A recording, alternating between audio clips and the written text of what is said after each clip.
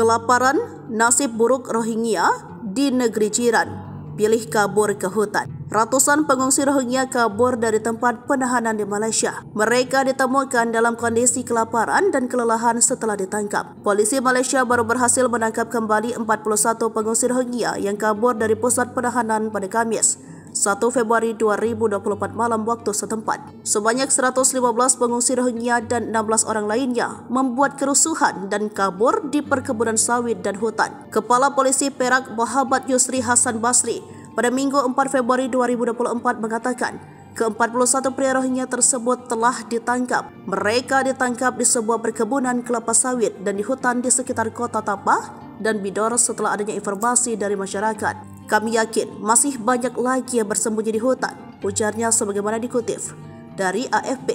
Para pengungsi Rohingya yang ditangkap ditemukan dalam keadaan lapar dan kelelahan.